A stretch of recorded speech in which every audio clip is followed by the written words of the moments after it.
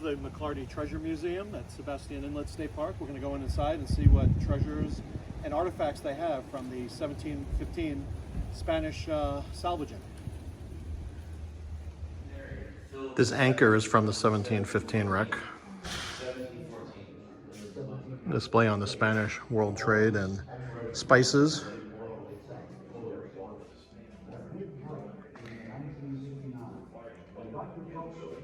And some silver pieces, including one piece that's encrusted in this conglomerate.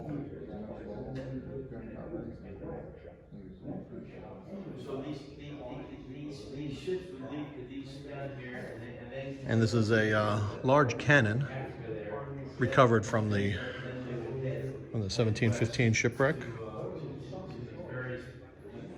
And this is a diorama of the salvage camp from 1715, and you just take a look at some different parts here, including the cooking from the beach, carrying loads from the beach, tending to the hogs.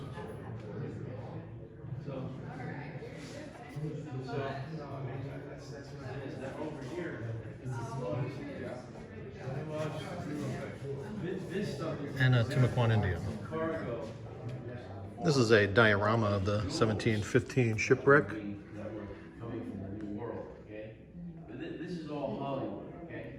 And you can see some of the ship is exposed above the sandbar, and that's why it would be easy to recover and salvage some of the treasures. There's some pewter plates and silver coins and fragments of silver coins. Bronze mortar and pestle. And these are some gold. Crosses and escudos. A ring. And a crucifix. We have a crucifix figurine and bird figurine. And a series of coins. And the mirror shows the back of the coin as well. A collection of coins from the 1715 wreck, and these date anywhere from 1640 to 1711. This is some glass and ceramics that were aboard the shipwrecks and recovered. And some items you'd see on a ship: a shiv, a hammer, it's a sounding weight, ship's rigging, and a deadeye. This is a wine olive jar, wooden mortar, a copper pot. It's a coin encrusted in there, an onion bottle, big tray, and olive jar shards. Some iron spikes. This is a rigging ring. Iron nails. Iron planking spikes. Iron spike heads. And bar shot ends. Weapons of war, including on the left a cutlass with a leather scabbard, crossbow, a swivel gun that was recovered from the 1715 wreck. And that's a helmet, morion, and a breastplate, including with a dagger and a leather scabbard. Bar shot from the 1715 wreck. It was fired from a cannon to destroy ship's rigging. It would swing around until it broke the rigging. And this is a hand grenade. It's a wooden pistol stock from the 1715 wreck. Some forks. These are candlestick bases. And this is a charger. Looks like could be pewter. This is a gunpowder scoop, pistol stock, and a part of a sword blade. Spice shot. This is a 6-pound cannonball. In my opinion, it's Hollywood. Musket balls. Okay, so An expanding bar shot. These are split shots. A claw hammer with a handle. An axe and a handle. A deck cleat. Cargo hook. This is a eye bolt. And a dead-eye strap. It's a cocoa pot base. Chisel. Bottle cap with ring.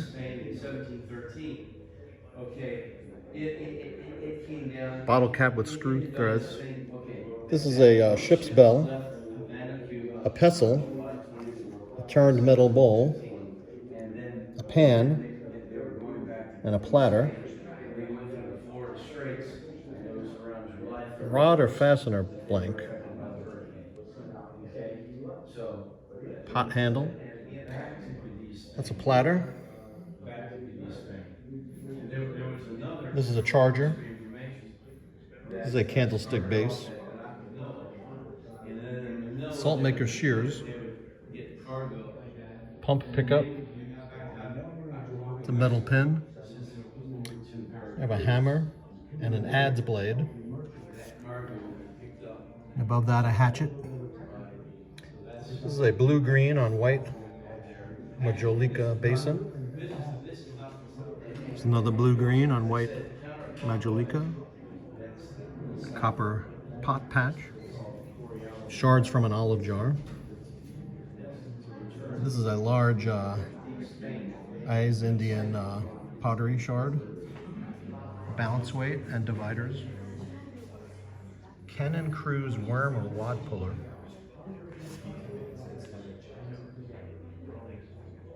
This is a musket butt plate and a musket trigger guard. Candle wick trimmer and a knife handle. Large piece of copper. Second large piece of copper. Ballast stones. This is a silver ingot that's stuck inside this conglomerate. And this is a sword hilt that's stuck inside this conglomerate.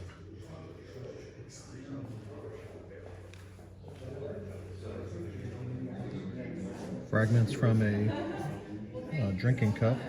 And the Native Americans of the area used shells for drinking cups and other utilitarian purposes. And jawbones of large mammals. And of course oysters and clams. They were used by the Eyes Indians in great quantities. A long-handled axe. We have a saddle. Scale model of the Spanish treasure ship Urca de Lima. Scale model of one of the Spanish ships. This is a map of Florida and the Northern Caribbean, dating to about 1775. A Spanish conquistador artwork.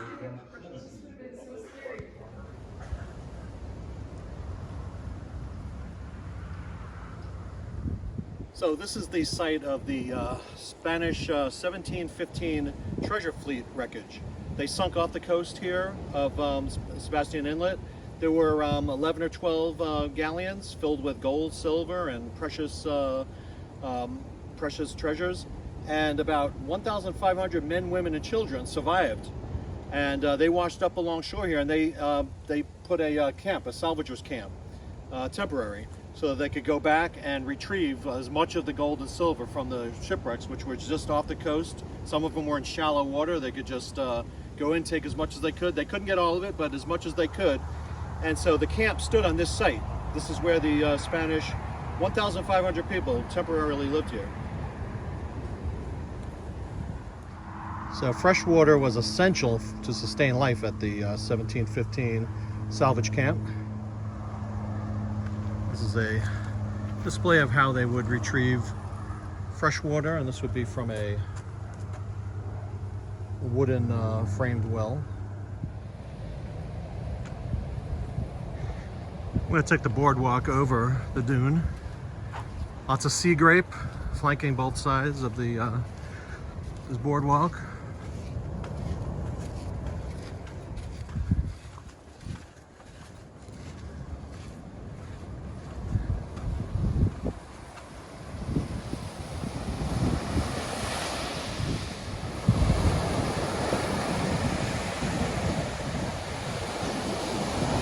And beautiful beach, nice waves.